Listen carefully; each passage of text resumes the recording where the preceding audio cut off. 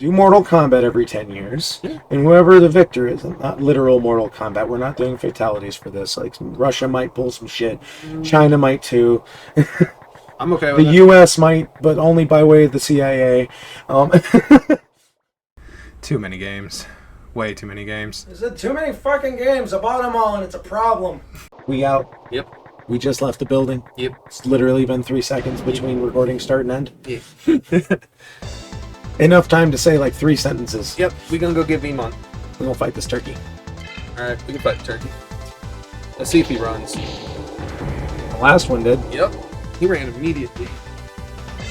This turkey almost died. Nope. He's attacking. That turkey almost died. Yeah. Like what? One more level ought to do it. Maybe 2. I mean, honestly, we've gotten enough levels where I can boost our If attack you want to do the gym again, this is where you wanted to do it. Yeah.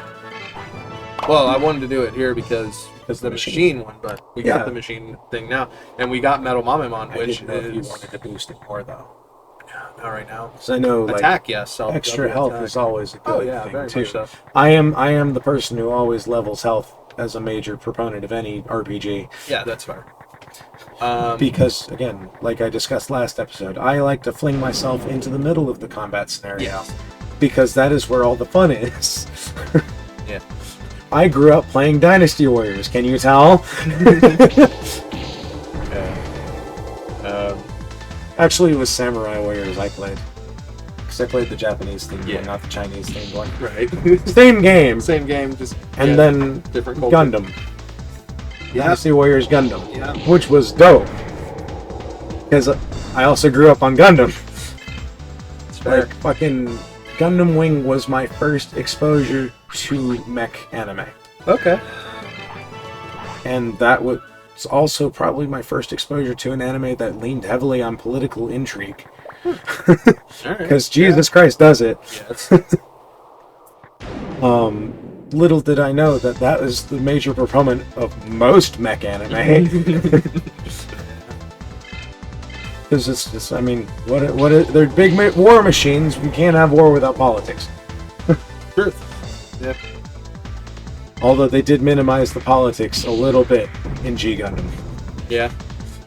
It's a fighting tournament to waylay wars.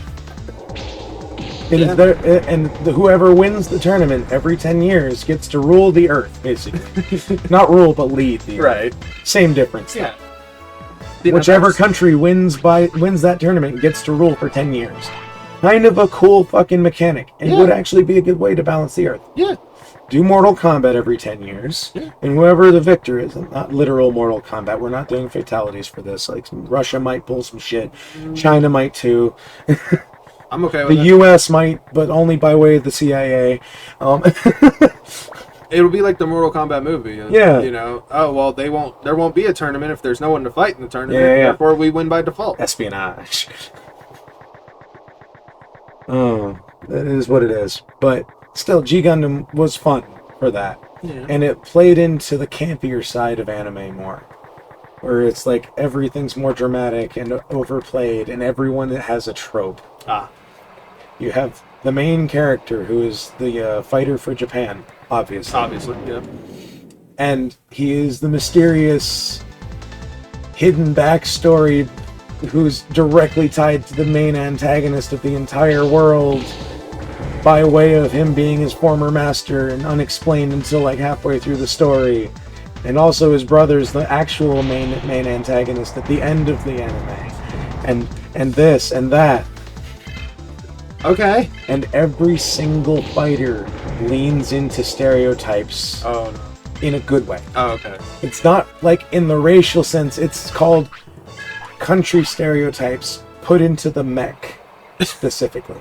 Okay. The American mech fighter is it carries 2 revolver style blasters on either side and is a gunslinger first.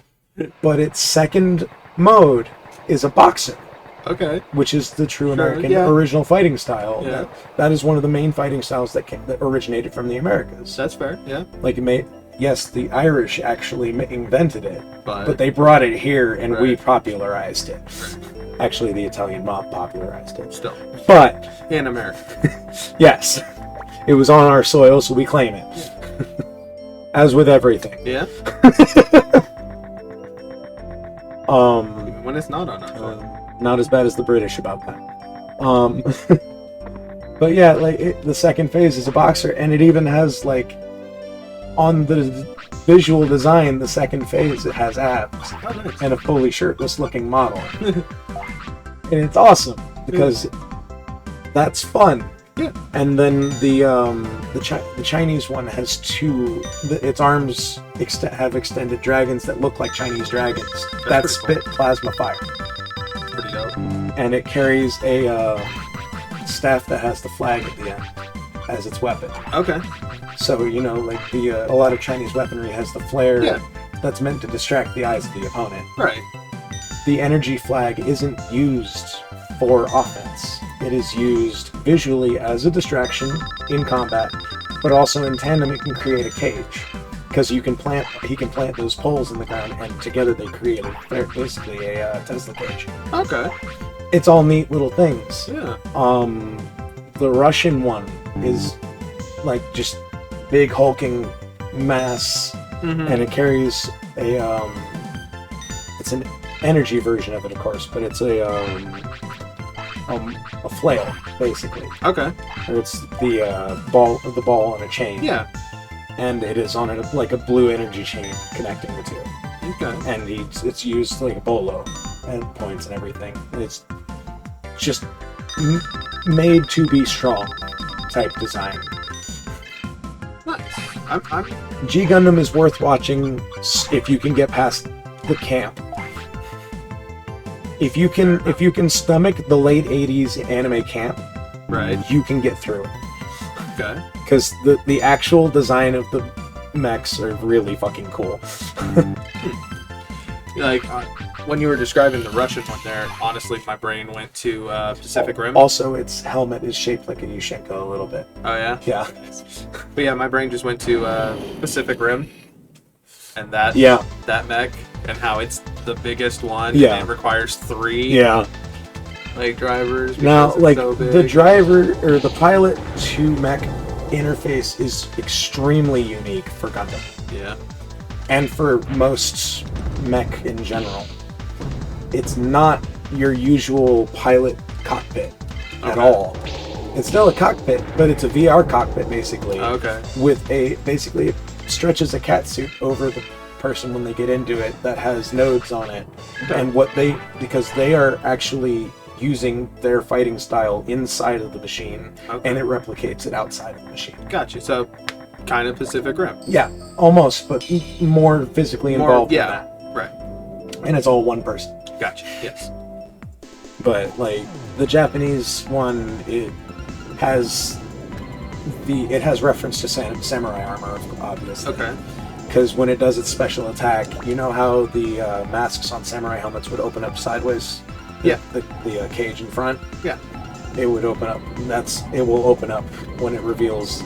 It will reveal the face of the Gundam when it goes to do its final attack and everything. Okay. And it carries 2 katanas, well, a katana and a tanto, as beam sabers. Nice. And both renditions of the Japanese Gundam, because the first one gets destroyed partway through the anime. Oh. Because obvious twists. Right. But it gets basically an upgraded, better version of it later. Okay. I mean, yeah, that kind of, that's the trope. That's kind of what you expect. That is literally pretty much the halfway point of the anime. And like it's like revealed that every one of them has like an Uber mode basically where they can all go golden. It's not it's before I believe Z had done that. Okay. So it wasn't really a cop out on that. It was just kind of a similar mentality about how to present power. Right. I mean, yeah, that's... Yeah, gold is always like a primo version of something. That's not... Yeah, that's historical, not just anime. Yeah, gold kind of just shows power. Yeah. Okay, so we gotta make a pit stop in the city. Yeah, that's the Russian gun. Okay. And like the ball in his shoulder is the ball for its weapon. Okay. Which I think is my favorite part about Gundam, is how they build the weapons to be a diegetic part of the machine. Yeah. Instead of all of them carrying a weapon. Right. Which was the early Gundam stuff. Where every one of them had, like, giant assault rifles and shit like that. That's what the original Gundam run was. And that's fine, too. But I loved from, like, Gundam Wing forward. Yeah.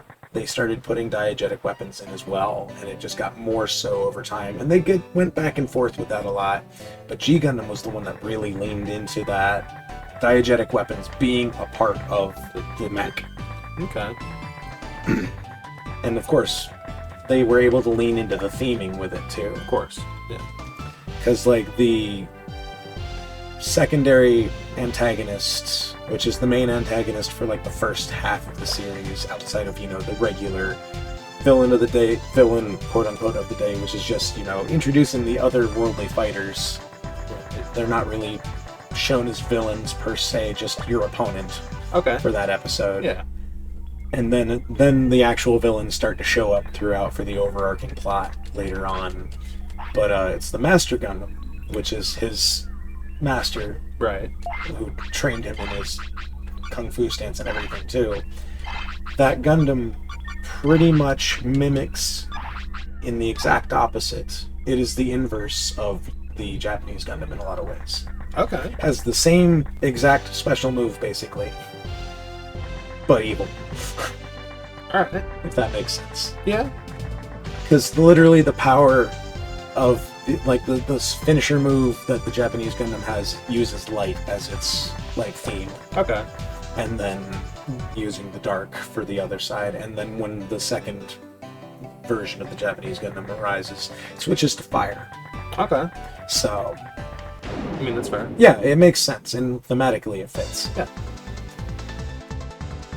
It's just like they included a lot of that going back to the Dynasty Warriors Gundam. They included a lot of those Gundams in some of the Dynasty Warrior Gundam games. Okay. Which is one thing I really appreciated. I think it was the third one that you really got to pull from the G Gundam pool. Because one of the first characters you can start as is the Burning Gundam, which is G Gundam's main character. Mm. So, and I know you can in other ones, because I remember fighting some characters from G Gundam in like 2. Yeah. It's very vague memories because it was a very long time ago, because that was the 360 era. Oh, yeah. Because that's when those games came out. It was the 360 era. Alright. Which just speaks on the behalf of the longevity of the Dynasty Warriors franchise. Yeah. Because that's been along since the PS2. It still has its offshoots coming out. Yep, to this day. Yep. They're just not very good anymore. No. Because they gutted all the actual content and made it DLC. Yeah. Sadly. And then what they did is just reused assets on the same 5 characters. Yeah. It's like, guys, I remember when you could unlock 30 characters and all of them be unique. And have like 10 different weapons to choose from each. Yeah. On the PS2. Yeah. And that's why I will always harp on the fifth and sixth generations being the peak of video game as an industry. Yeah. The PS1 and PS2, the Xbox, I'll even give you the N64, Okay. and like fucking GameCube and all of those, because the games had to be finished when they came out. This is true. There was no updating it later. Right. There was no adding more content to it for more money. Right. You couldn't itemize everything. And not everything had to be big budget either. No. I loved the fucking GameStop bargain bin through the PS2 era. Yeah, that was always fun. $5, $10, and $20 games. Yep. The 5 and 10 on one side, $20 on the other. Sometimes they'd have a divider between the 5 and 10 if you went to a fancy. Sure. And so you just dig through with the budget you had, find one that the cover looked kind of neat and go, this looks like fun, Yeah. and take it home and try it. Yeah. Because for $5, it's bound to be worth it Right. 9 times out of 10. Oh, there you go. And you learn very quickly what type of game not to buy. Yeah. You buy one of them and go, never again. What's up, Bob?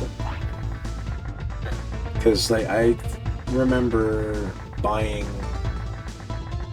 I think the first shovelware I ever bought was for the Game Boy Advance. Yeah. I don't remember exactly what it was, but it wasn't a good game.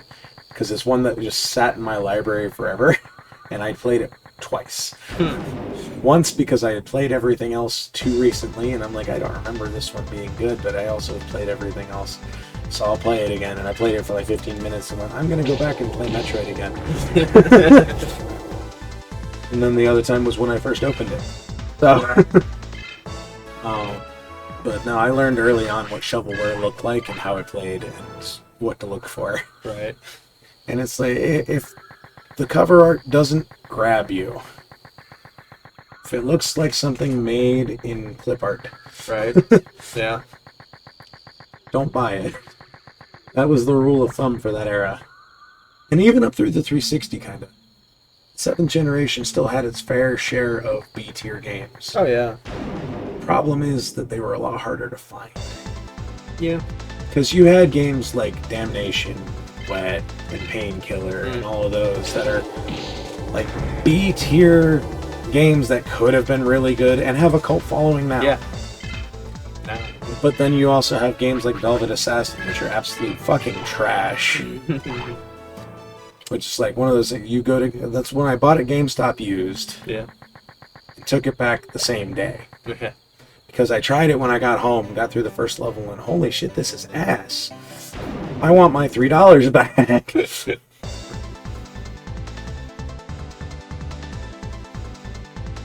Yeah.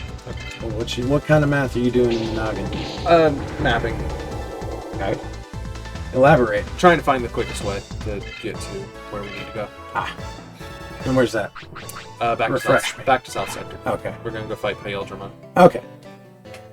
I mean, we're most of them. Yeah. We're already back at the lake. Yeah. So his agent is in the ruins Okay. in East Sector. I just went and talked to him. That was Bob. Bob said hi. Yeah. Bobbert. Yes. He told me to go find Pale Digimon. And there's a reason why I dumped the other two. Okay. So, you know how the other guy was telling us that we were too weak? Our levels were too low? Yeah. Well, Vemon's guy won't talk to you unless your level is under 30. What? Yeah. And he's the last one that technically you know, unlock. That makes very little sense design-wise. It's supposed to be a challenge. Like, it's supposed to be a challenge to get Vemon because he's not one of the... He is the only one that is not offered at the beginning. Yeah. So it's supposed to be a challenge to get him. So all I did was dump the other two, and since Kodamon here is still level 27, that's under 30. Hey, we got it. Yep. So now we can go get Vemon and be done with it. Yep. And then... Are we going to do a training montage on Vemon? I don't know. That depends on if you want. I am good with it either way. I am always down for a training montage. That's fair. I'll find some fucking royalty-free version of Eye of the Tiger and let's go. Yeah. I'm just gonna annoy everyone with a full chiptune version. I'm gonna listen to early 2000 ringtone Eye of the Tiger. Yeah. I don't know, ruin everyone's day for a whole 3 minutes. That is fair. Goddamn nuts. Alright. But yeah, we're just doing that. Oh shit, there's gas up on this one. Oh well. We should be fine. It's telling you to shoo very slowly. Yeah. I love the way he gets up. Ow! He raises his jaw. Yep. And then picks up through his jaw. Momentum. Yeah. Fling yourself. Shit. Oh. We're about half. It should kill him even if it hits. Or over half. Yeah, we're good.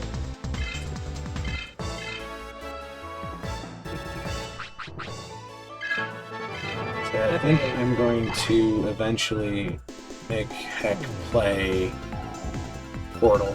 Yeah? Because I don't think Heck's ever played Portal. Oh, fun. And mostly because I want to get them through Portal 1 and 2 so that we can do the co-op of Portal 2.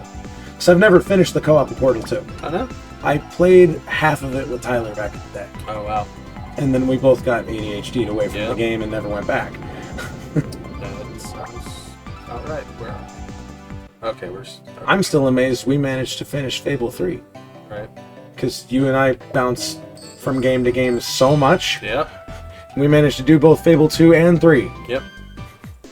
And break Fable 3 Yes. for like an entire evening. I'm pretty sure that glitch is still replicatable. Yes. It's still there. So all you have to do is have one person walk past the barrier. Yep. Yeah. First, you have to betray an entire country. Yes, it's the town, but it's also kind of the whole country. The whole country, yeah, because it's its own little settlement. You have to betray an entire fucking civilization's trust to get that glitch at all. Yep. So, of course, that was on the evil playthrough. Oh, yeah.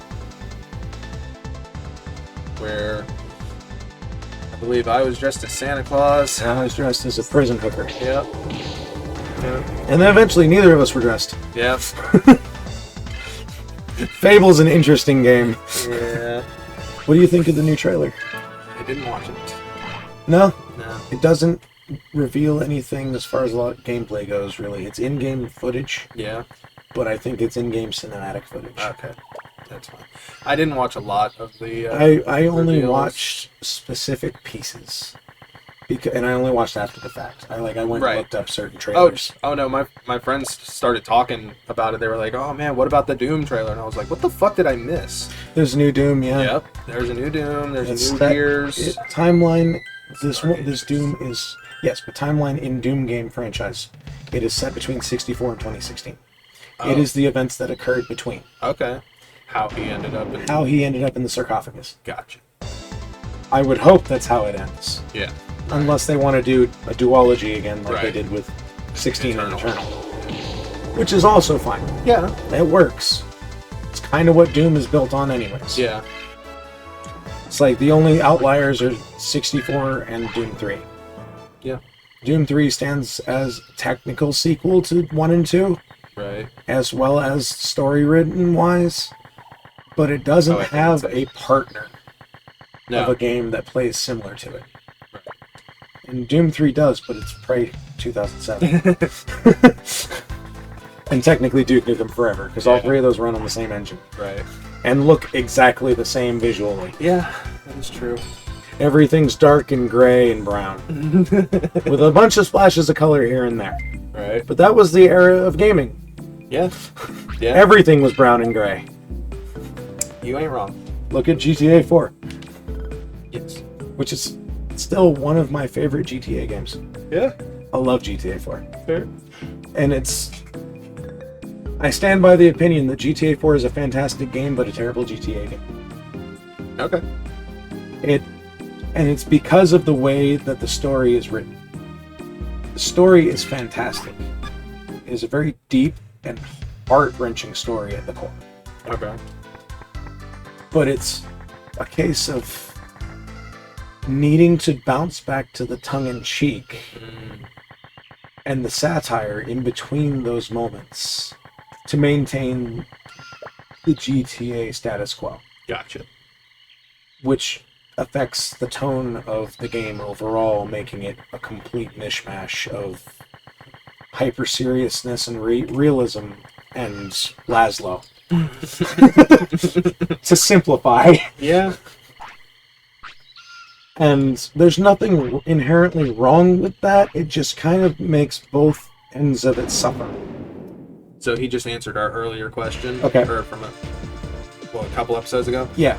I asked for DDNA and he said no, they have to stick you with a needle for that. Ah. So Okay. But, no, it's exasperating because GTA 4, if it were a standalone title, right. would be revered for its storytelling. Yeah. I can see that. I really genuinely think so. Just like I think Black Flag, if it had been a standalone pirate game, would have been the best pirate game we've ever had. Because it still is. One of the best pirate games we've ever had, because before it was all the Sid Meier's stuff. True. And after it, we've had Sea of Thieves, Yep. which is not a great pirate game in my opinion. it's a multiplayer pirate game, which Yeah. takes away a lot of what I feel would be a good narrative-driven pirate experience. Okay. That's what I look for in a pirate game is I want to feel like a pirate. I don't want to feel like a dork with a bunch of idiots on a ship. Fair. That's what Sea of Thieves feels like to me, because I only ever played with friends, and none of us are good at staying in character. That is fair. So, what am I to do with that? Yeah. Whereas Black Flag, if you strip out the Assassin's Creed elements, and strip away that title, it's a hell of a pirate game. Yeah. And you could have built an entire new franchise on pirates. Yeah. Just calling it Black Flag. Yeah.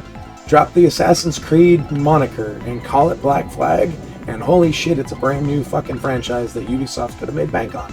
True. Yeah, I didn't care for Black Flag. That's fair. I And there are some never people beat it. that really didn't. Now, I know it's the ship combat that drove a lot of people away. That's fair. That was a love-or-hate mechanic. Yeah. Wholesale. I liked it a lot for the whole concept as it being the pirate experience. Okay. The ship combat was a necessary evil, in my eyes. All right. And I don't think they really could have designed it any better than they did, because ship combat's hard. Yes.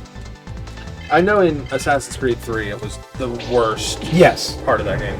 The absolute Black worst, Flag which is absolutely improved thing. on that mechanic. Yeah, I've heard, but I had the bad taste in my mouth from 3, and then I just couldn't get into Black Flag. Like the story just didn't hook me. That's absolutely fair. And I was just like, That's why I feel like if they had stripped out the Assassin's Creed elements and made it its own thing, giving more time for the pirate elements and story to breathe, we could have actually had a good story. But I feel like that the whole Assassin's Creed modern theology on the back burner of every Assassin's Creed leading up to that one weighed it down too much. that is fair. Desmond did not fucking matter, I'm sorry. No. Desmond was plot device the character. Yeah. Was he even in Black Flag? No, this was saying. three Three killed him off. Yeah, technically. Like I think his consciousness is part of Black Flag for a little bit. Yeah. But like I didn't pay enough attention to the story of Black Flag to care, and that was the last one I truly played. Okay. See, I picked it back up with Syndicate. I tried the one in the French Revolution. Syndicate? Unity was so fucking Unity- broken. That No, I waited until they fixed it. even then, it was still. Like all the core mechanical issues were gone. Yeah. The problem, it was a terribly paced game. Yes, and horrible story. Yes. But I mean, it's the French Revolution. What can you really do with that? It's the French. Yeah. Could have done a lot. All they do is not clean up dog shit and behead people. That's France in a nutshell. Yeah. And then assume an air of superiority over everyone despite that. Yes. Regardless. I just lost our entire French audience with that statement alone. Woohoo! I'm so hurt. But then Syndicate was after. Yes. Syndicate was the Industrial Revolution. Yeah, and I of played the Europe. beginning of that one, I liked it and I didn't. to a point. Like, I liked it because it gave you the two protagonists with different playstyles. No, that's fair. I appreciate that idea on And the mechanical front. If you wanted to go stealthy, you played as Evie. If Yeah, you wanted and to Jacob just, for if the you other. wanted to just go punch people in the face, Yeah. you played as Jacob. And then either could do either, but Evie was better at at one, stealth. and the other was better at the Yes. other. Yeah, that's the purposeful design, and Right. it's fully understandable. And I liked that. I get it, and I appreciate it as a design mechanic. Yeah. I don't appreciate it in a franchise that I perceive to be a stealth game predominantly. Yeah, see, I never played it as a stealth game. I came through from the very first game playing it absolutely as a That's stealth game. And I played every game up to 3 as a stealth game, and then 3 took it away from me completely because there was no way to sneak. Yeah. And I'm like, okay, cool. 3 sucks. 3 was bad And like 3, until there is the not even. DLC. Yeah, the George Washington Yes. going crazy DLC. Yes, I liked it. That one's because it's tongue-in-cheek satire. Yeah, it's great. Well, that and I liked the animal abilities that it gave Ah, you. fair. That I was never really fun. actually played the whole way through it Okay. because I never bought it. I only played it at a friend's place. Gotcha. But like I own Assassin's Creed 3 digitally on the Xbox. Yeah, same. I can play it whenever I want. Yeah. But does that mean I will ever download it again? No. No, I will not. I don't blame you. I would sooner play the first one. That's tough. Yeah, but I would sooner play the first Assassin's Creed, which is mechanically so unsound by comparison. Yeah, it is. Just to 2, Yeah. let alone the entire Ezio trilogy, Yeah. which progressively got better mechanically, and story-wise Went progressively down. got worse. Yes, went down. Yep. With Brotherhood just being mediocre, Yeah, and then Revelations being asinine. Yeah. Mostly because it spoon-fed you everything you didn't need. Yep. It's like, yes, It felt like a giant DLC. it felt like a giant exposition dump with a little bit of gameplay. Yeah. Well, yeah, there's that too. Because it's like, yes, they finally explained the assassin's mantra verbally. No, like Yeah, Ezio goes yeah. into full detail about it. Yeah, but it didn't make any sense. Logically, no, but you remember it's written by Ubisoft, right? Yeah, yes. Yes, I do. They're the people who wrote fucking Far Cry New Dawn as a canon sequel. Oh, God. Yeah. And then retconned the entire thing for 6. Yep. Yep. They're the people who decided that Boss was not supposed to be the main antagonist. This is true. Who the fuck wanted to fight Hoyt in the second half? I only remember the name because it made me so mad that he was so boring. He forced himself into your memory. God damn. Yeah. No, I didn't care for that either.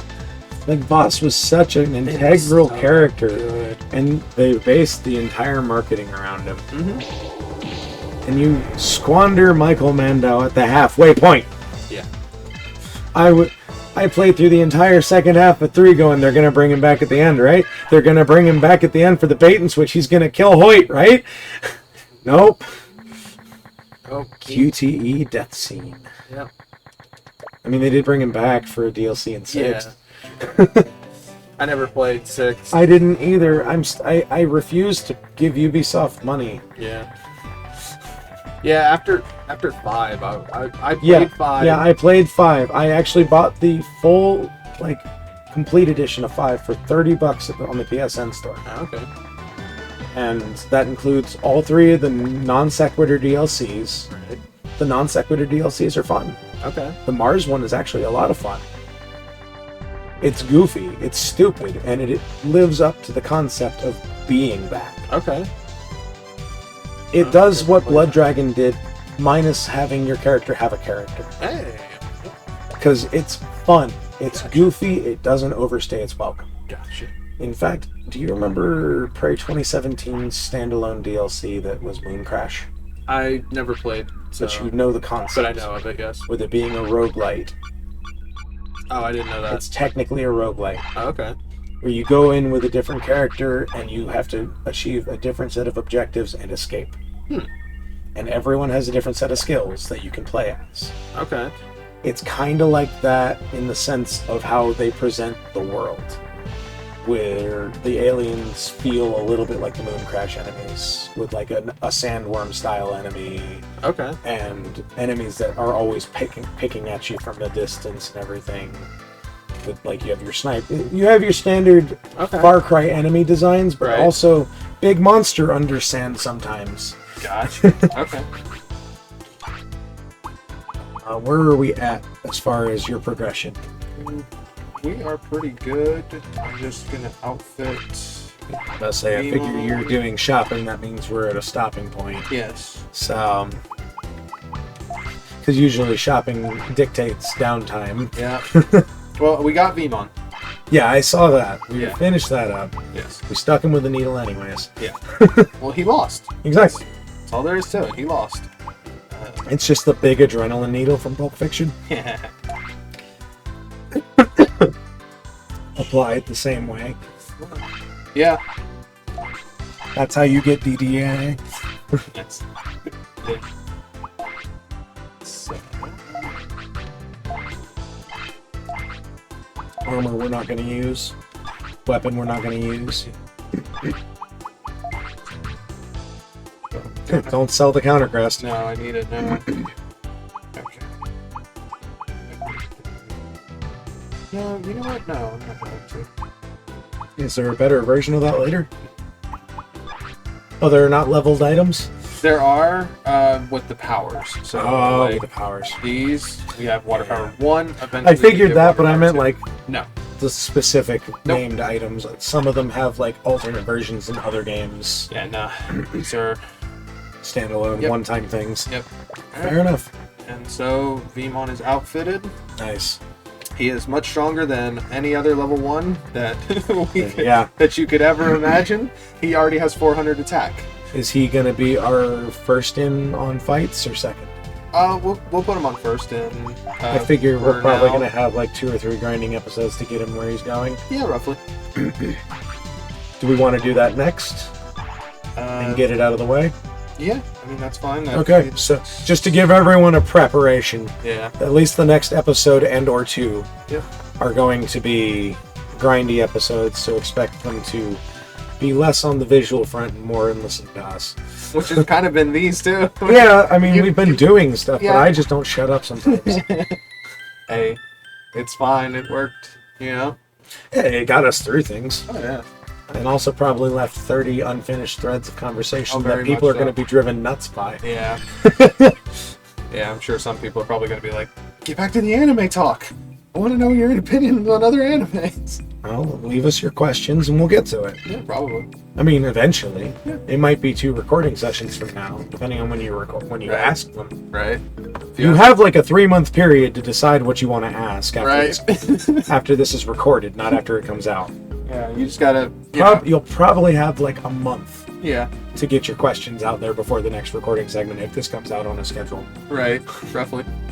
So get your questions in, guys. Yeah. We wanna have things to discuss. Until next time. Yep. Bye bye. See ya.